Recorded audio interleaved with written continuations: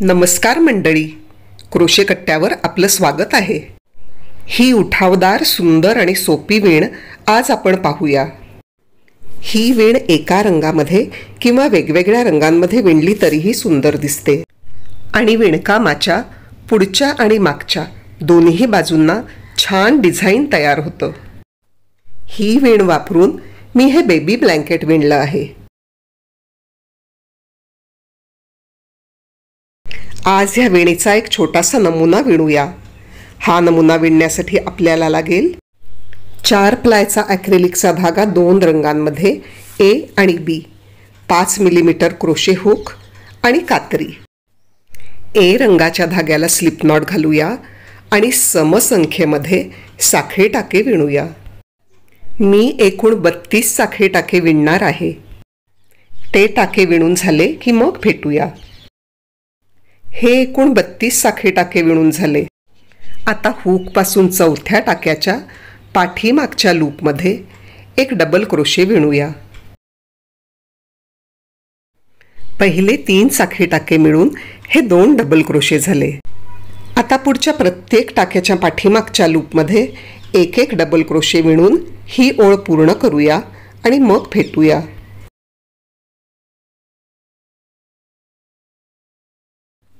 हे एकूण 30 double crochet आहेत।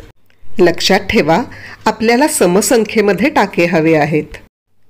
एक साखळी टाका विणून काम वळवून घेऊया। आता पहिल्याच टाक्यामध्ये एक हाफ डबल क्रोशे विणूया।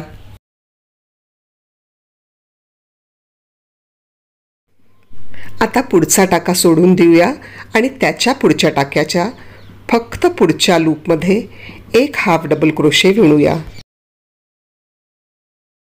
आता ह्या सोडून दिलेल्या टाक्याच्या फक्त पुढच्या लूपमध्ये एक हाफ डबल क्रोशे विणूया।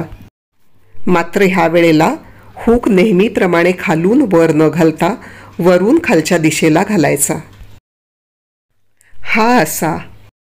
आता नेहमीप्रमाणे हाफ डबल क्रोशे विणूया।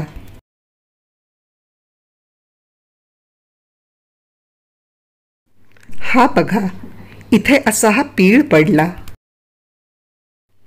आता पुढचा टाका सोडून त्याच्या पुढच्या टाक्याच्या फक्त पुढच्या लूपमध्ये एक हाफ डबल क्रोशे विणूया। आता ह्या सोडून दिलेल्या टाक्याच्या फक्त पुढच्या लूपमध्ये वरून खालच्या दिशेला हुक घालून एक हाफ डबल क्रोशे विणूया। हे बघा, पिळीचं डिझाइन तयार झालं। शेवटचा एक टाका उरेपर्यंत हा असाच पॅटर्न पुढे विणत जाऊया।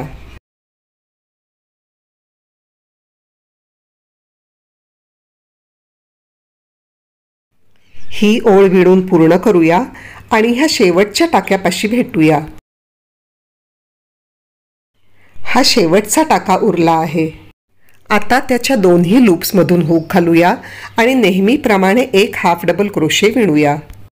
मात्र टाका पूर्ण करताना बी रंगाच्या धाग्याचं लूप ओढून घेऊया।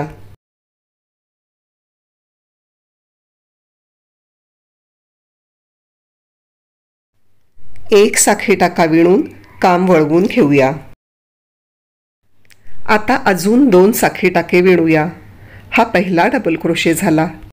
शेवटचा टाका सोडून पुढच्या प्रत्येक टाक्याच्या फक्त पाठीमागच्या लूपमध्ये एक एक डबल क्रोशे विणूया। शेवटच्या टाक्यामध्ये नेहमीप्रमाणे दोन्ही लूप्समधून हुक घालून एक डबल क्रोशे विणायचा।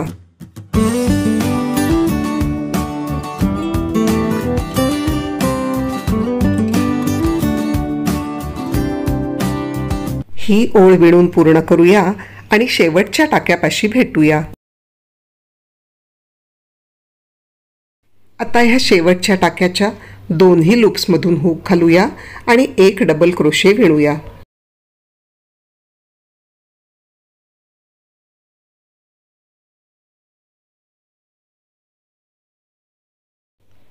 आता एक साखळी टाका विणून काम वळवून घेऊया। आता पहिल्या टाक्याच्या दोन्ही लूप्समधून हुक घालून नेहमीप्रमाणे एक हाफ डबल क्रोशे विणूया। ह्या ओळीमध्ये दुसऱ्या ओळीचाच पॅटर्न विणायचा आहे।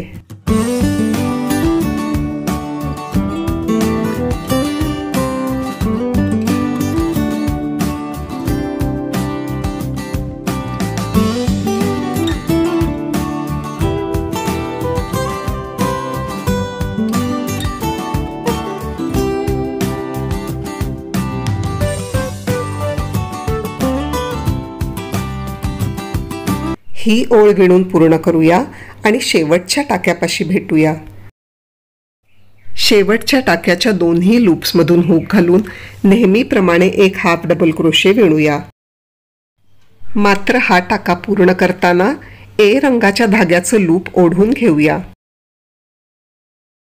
ही बघा, पुढच्या आणि मागच्या दोन्ही बाजूला अगदी सुंदर वीण तयार व्हायला लागली आहे.